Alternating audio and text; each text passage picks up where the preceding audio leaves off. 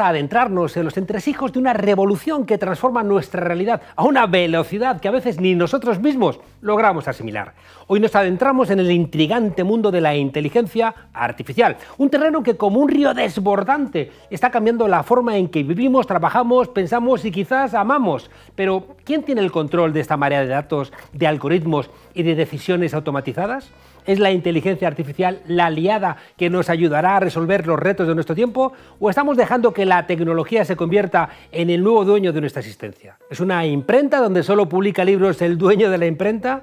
En este programa vamos a explorar los laberintos de la modernidad digital, donde las máquinas aprenden, toman decisiones y en ocasiones parecen conocer más sobre nosotros mismos de lo que sabemos de nosotros mismos. En fin, ¿dónde se traza la línea entre el progreso y la invasión de nuestra privacidad?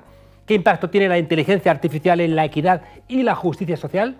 ¿Van a ser los poderosos más poderosos o lo van a ser menos con estas herramientas? ¿Vamos a contentarnos con pensar que los videojuegos son mejores mientras que las jornadas laborales son más infernales? Acompáñenos en esta travesía donde vamos a desentrañar los mitos y las verdades que rodean a la inteligencia artificial. Será un viaje lleno de preguntas incómodas, de reflexiones profundas, lo intentaremos, y como siempre, un análisis desde la perspectiva de aquellos que no se conforman con quedarse en la orilla. Un momento, me dicen por el pinganillo que esta introducción la han grabado con inteligencia artificial, pero ¿esto qué es? Bueno, ¿qué os ha parecido? ¿Hay que despedir a los guionistas? Bueno, vamos a ello. En vez de época grandiosa, ha puesto época mayorzosa. ¡Estúpido primate! La inteligencia artificial ya está en nuestra casa y no solo es el ChatGPT, escribiendo discursos o artículos de clickbait. Es Alexa, es Siri, es Spotify diciéndote lo que tienes que escuchar, es YouTube y Netflix también seleccionando las películas y series que verás, es el que diagnostica tu enfermedad, es el que evalúa tu vista y las gafas que vas a usar. Es el algoritmo de predicción de riesgos, que encierra más tiempo a un negro inofensivo que a un blanco realmente peligroso. Es el algoritmo que no te da el préstamo en el banco. Es el que te despide de tu trabajo. Es el que te vuelve a contratar en un horario infernal, pero muy bueno para el empresario. Es el que decide tu horario y tus pausas también de trabajo. Es el que sabe tu historial médico y el de tu familia, que es el que va a determinar que tu seguro se encarezca o de que no te contraten. Es el programa Evangelio del gobierno israelí que selecciona los objetivos que hay que bombardear en Palestina y que revienta a todo un país. Es el que vigila tus movimientos en los sótanos de Amazon, comprobando si te mueves eficazmente al ritmo del robot que trae los paquetes en raíles. Y es el que construye ese robot que al final logra que te despidan. El algoritmo es un dios medieval al que le puedes preguntar por una dieta, por un fármaco, le puedes hacer consultas como si fuera tu abogado particular. Es el que va a hacer todos los cálculos que una vez hicieron los contables y los matemáticos. Va a hacer los dibujos de los diseñadores gráficos y hasta va a hacer los textos que vamos a leer en los periódicos. No es algo demasiado grande para dejarlo en pocas manos, que lo que buscan es simplemente ganar más y más dinero. La inteligencia artificial necesita toda la transparencia posible y que no nos roben los datos, porque los datos son de todos y de todas. Es el resultado de un trabajo colectivo, porque es entre todos, con nuestras decisiones, cuando intervenimos, cuando seleccionamos la música, las películas, las series. Claro que es importante la opinión del experto, pero ¿acaso vale más que 5.000 personas evaluando esa película, un videojuego o un restaurante? El problema es que es un desarrollo tecnológico que va más deprisa de lo que entendemos. En la Primera Guerra Mundial, soldados que sus pueblos se movían en tranvías arrastrados por caballos. No entendían después en las trincheras la tecnología que los mataba, que los asfixiaba, que los destripaba. Hoy está pasando algo parecido. O entendemos lo que tenemos entre manos, o corremos el riesgo de ser ese muchacho de pueblo lleno de miedo bajo una lluvia de barro, de obuses y de gases. Así que vamos a empezar a desenmarañar este complicado asunto. Y ya sabéis, si queréis que los guionistas sigan teniendo trabajo, recordad dar el like al video y suscribíos al canal. Empezamos.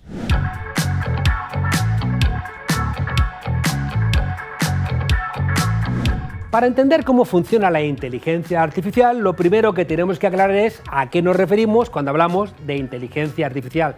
Y no voy a ponerme a hablar de inteligencia emocional, ni cosas de ese tipo, sino que vamos a hablar de qué tipo de máquinas consideramos que son inteligencia artificial. En primer lugar, siento tener que deciros que la mayoría de programas que llamamos inteligencia artificial, en realidad no lo son. Se trata de las inteligencias artificiales limitadas, programas diseñados para hacer muy bien una o unas poquitas tareas muy específicas. Por ejemplo, Deep Blue, el ordenador que en 1996 le ganó una partida de ajedrez al campeón del mundo Garry Kasparov, o también la máquina que le ganó al mejor jugador del Go chino. Esas eran inteligencias artificiales de este tipo. Vamos, que podían jugar muy bien al ajedrez o al Go, pero si le hubieras pedido que te escribiese un poema, pues se le hubiera quedado cara de chip. Dejemos los chistes malos. Y es que esto es lo que distingue a las verdaderas inteligencias artificiales, también llamadas inteligencias artificiales generales, que es la capacidad de emular al cerebro humano y hacer todo tipo de tareas. Una inteligencia artificial verdadera sería aquella que pueda utilizar lo que ha aprendido en procesos anteriores para resolver nuevos problemas, a los que nunca se haya enfrentado antes, pues como hacemos los seres humanos. De momento esto sigue en el campo de la ciencia ficción, aunque cuidado, se está acercando. Lo sentimos por Elon Musk y todos los CEOs que quieran sustituir a sus empleados por una sola máquina que lo haga todo. Pero que lo quieren hacer, vamos si lo quieren hacer. Y entonces, ¿por qué tanta murga con la inteligencia artificial? ¿De qué hablan todos los gurús de Silicon Valley? Pues lo cierto es que sin todavía haber alcanzado la cima de las inteligencias artificiales verdaderas, se han hecho grandes avances dentro de las inteligencias artificiales limitadas, que son fundamentalmente de dos tipos: las reactivas y las generativas.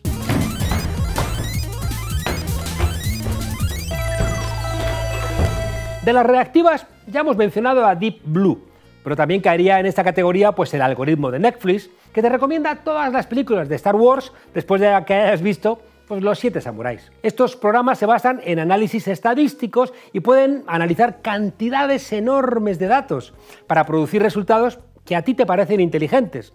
Aunque todo aquel que está familiarizado con estas recomendaciones de TikTok, pues sabe que a veces son un poco peculiares en aquello que te recomiendan.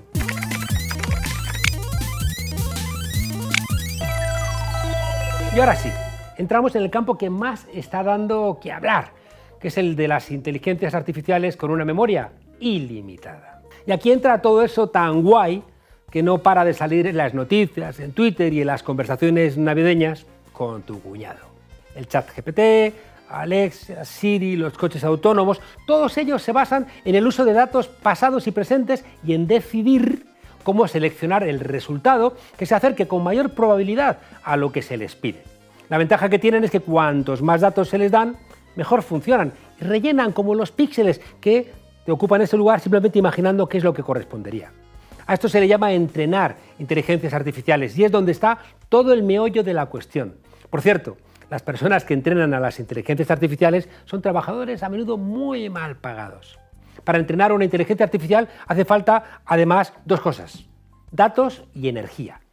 Las dos generan cuestiones éticas que hay que tener en cuenta cuando se trata de este tema, igual que lo del trabajo. Por un lado, los datos para algunos tipos de inteligencias artificiales, las llamadas generativas, o sea, aquellas que producen imágenes, texto, sonido, se alimentan de contenido creado por seres humanos a los que después intenta imitar. Contenido que muchas veces se obtiene sin permiso y, por supuesto, como suelen hacer, sin pagar un euro. En otras palabras, robando. La polémica sobre el robo de derechos de autor por parte de las inteligencias artificiales lleva tiempo activa. Acordaos del programa que hicimos sobre la huelga de guionistas de Hollywood, porque buena parte de la huelga venía motivada por la intención de sustituir a los guionistas por inteligencias artificiales. Por otro lado, la energía que se necesita para entrenar una inteligencia artificial es muchísimo mayor de lo que normalmente nos imaginamos. Pensemos en algo. Investigadores de la Universidad de Massachusetts descubrieron que el proceso de entrenamiento de una inteligencia artificial puede generar el equivalente a casi 5 veces más emisiones de dióxido de carbono que lo que cuesta producir de media un coche, incluso incluyendo la fabricación del propio coche. Y los componentes que se usan provienen de la explotación de las tierras raras, o lo que es lo mismo, explotación norte-sur. Esto significa tensionar siempre más la siempre precaria cadena de suministro global y un mayor impacto ambiental. Y las inteligencias artificiales son cada vez más potentes, y a más potencia, pues mayor impacto. Las inteligencias artificiales pueden llegar a consumir tanta energía como una ciudad entera y como un país entero. Cuidado, que consultar cosas en el móvil también golpea a la naturaleza. Y estamos conectados todo el rato. En un momento en el que los problemas medioambientales son tan graves, ¿tiene justificación generar tanta contaminación para poder crear algo como esto?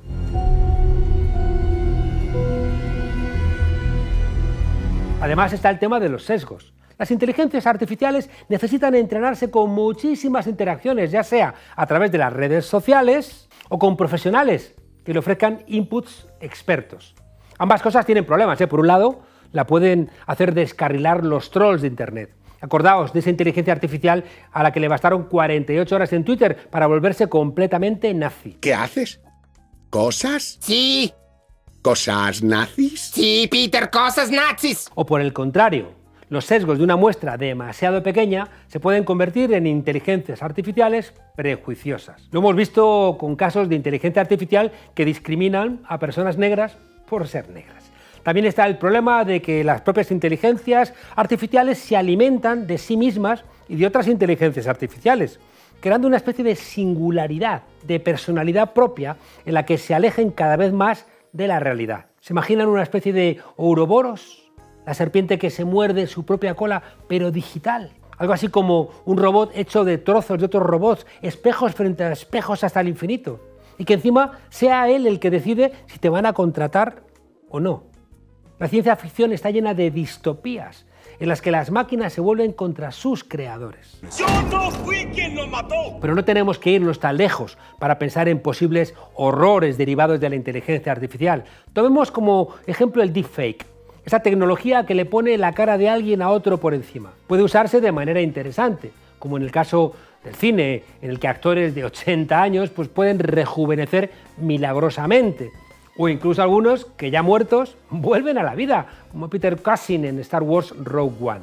También inquietante, cuidado, como que alguien pueda seguir hablando con una pareja, un familiar, un amigo que ha fallecido, pero puede seguir manteniendo una conversación con él o con ella. Y aunque resulte entretenido todo esto, desde luego lo que es lucrativo para Hollywood. Pero imaginen por un momento que eso mismo se utiliza para hacer creer que una persona ha hecho algo que no ha hecho en realidad. Ya se han dado casos de actrices a las que han hecho aparecer de manera artificial en porno, y también lo hemos visto, como compañeros han utilizado las fotos de sus compañeras en colegios para desnudarlas. Imaginemos que esto se hace extensible a cualquier cosa. ¿Se imaginan un vídeo en el que aparezca, no sé, un servidor apaleando a un pobre perro? ¿O su vecino teniendo sexo con su mujer? Dice el dicho que una imagen vale más que 1000 palabras, pero ¿y si ya no nos podemos fiar ni siquiera de las imágenes, aunque nos dejen una huella en nuestra memoria?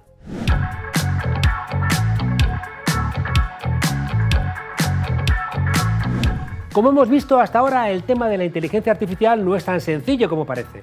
Son muchos los ámbitos donde se puede aplicar, y eso que todavía no hemos dado el salto a las inteligencias artificiales generales, con la posibilidad de las computadoras cuánticas. No podemos pasar por alto que esta tecnología revolucionaria, que debiera servir al bien común, está en manos de un puñado de empresas tecnológicas que son las que quieren y pueden pagar los elevadísimos gastos que requiere su desarrollo. Son multinacionales norteamericanas como Google, Facebook, Amazon, Microsoft, Apple, SAP o Siemens en el caso de Alemania, o Alibaba en China. Claro, igual que sucedió en el siglo pasado con la energía nuclear, los gobiernos de las grandes potencias que se han dado cuenta de la importancia estratégica de la inteligencia artificial están dedicando grandes esfuerzos a su desarrollo. A China le golpeó durísimo, cuando una máquina derrotó al campeón mundial de Go. Fue a partir de ahí que empezó a invertir muchísimo dinero en inteligencia artificial. En esta nueva guerra fría, los protagonistas son Estados Unidos y China, y sus modelos de inversión son diferentes. Mientras que el viejo hegemón lo ha apostado todo a la inversión privada, el gobierno de Pekín invierte desde lo público, y el Estado emprendedor se convierte en el dueño de los avances. Y ojo, porque en los últimos años, a nivel de registro de patentes, China está ganando la partida al resto de países del mundo. Pero, ¿hay inteligencias artificiales colaborativas ciudadanas? La respuesta es que sí. Hay algunas desarrolladas en universidades, en forma de juegos que involucran a los jugadores en la resolución de problemas científicos complejos, ya sea en el campo de la salud, relacionados por ejemplo con las estructuras de las proteínas, y que abren un camino interesante para que entre todos y todas podamos contribuir a la investigación científica en beneficio de la mayoría. Otras se apoyan en la colaboración ciudadana para mejorar los algoritmos de mapeo y de navegación de vehículos autónomos. Incluso se puede aplicar a los modelos de gobernanza, pero son la excepción, puesto que el desarrollo de una inteligencia artificial potente requiere de tantos recursos que queda limitado a los de siempre. Solo un dato. Entrenar un modelo de última generación de ChatGPT 4 ha costado más de 100 millones de dólares. ¿Algún buen samaritano dispuesto a prestarnos ese dinerillo? Las potencialidades de la inteligencia artificial son muchísimas, sobre todo en el campo de la salud. Se puede usar para realizar diagnósticos más certeros que los de los médicos e incluso para seleccionar los mejores tratamientos en base a ¿qué? Pues a miles de indicadores, a decenas de miles de indicadores que le dan las características individuales de cada paciente al diagnóstico. Eso sí, debe ser una inteligencia artificial ética, que cumpla con unas normas y unos estándares que deben ser legislados. Dígale al doctor Nick cuál es su problema. La adopción de la inteligencia artificial en cada vez más espacios de trabajo debe ir acompañada de una visión centrada en las personas. ¿Con qué objetivo? Pues el de mejorar la productividad y la calidad de vida laboral, en vez de simplemente reducir costos a expensas del trabajo. La inteligencia artificial tiene el potencial de transformar positivamente el mundo laboral, pero solo si se abordan de manera responsable y ética los riesgos y desafíos inherentes. Porque todo lo que mueve a día de hoy la inteligencia artificial, ¿para qué es? Pues todo lo que mueve a día de hoy la inteligencia artificial es para reducir costos laborales. Máquinas que despidan trabajadores. ¿Quién va a comprar al final los productos? ¿Y quién va a pagar impuestos? La ecuación es sencilla. A más productividad por menos mano de obra, la sociedad solamente puede resolver esta paradoja con una renta básica universal. Liberar tiempo para que todos vivamos mejor, y no solo los dueños de las empresas y de las inteligencias artificiales, porque de lo contrario vamos a tener que decirle, no sé, a Skynet que se pase por casa a ver si nos ajusta algunas cuentas.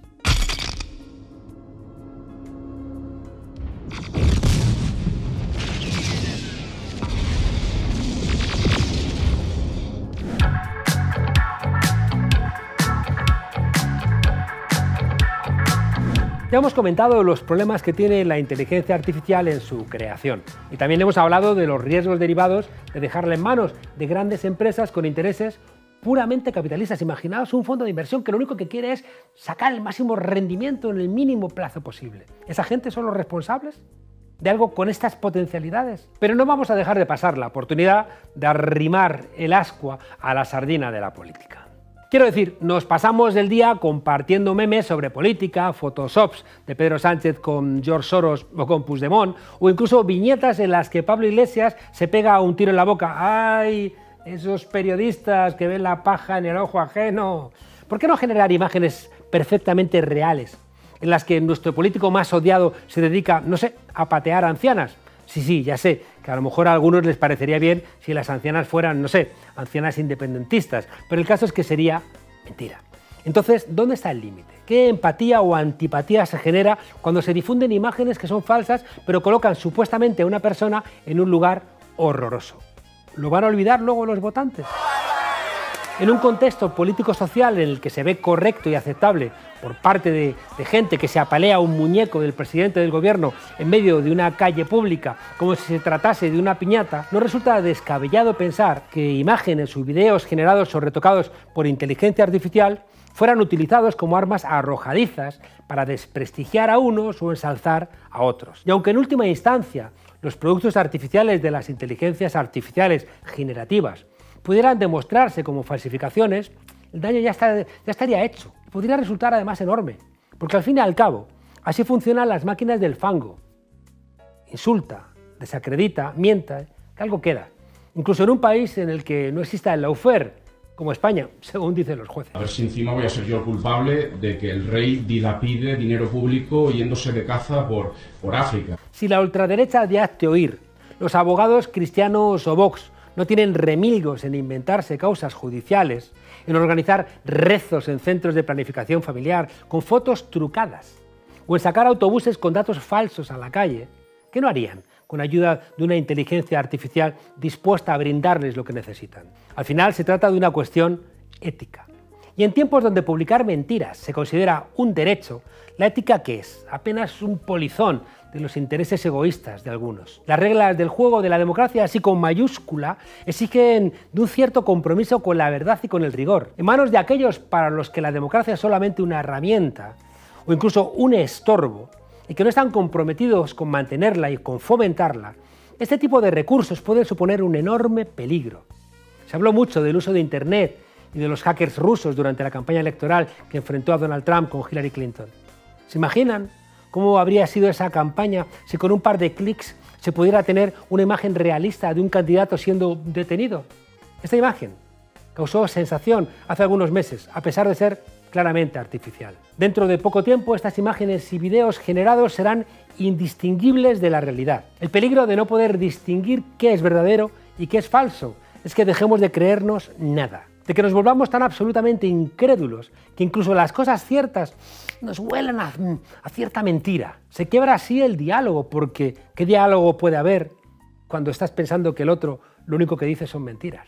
Al final, menos política, menos confianza, menos solidaridad, menos fraternidad, menos comunidad, o que solo nos creamos aquello que nos interesa creernos. Lo que pasa con las fake news, pero elevado a la enésima potencia, y en política todavía peor. Pasaremos del son todos iguales al no me puedo creer nada. La desafección, uno de nuestros grandes problemas, convertida en el tono general.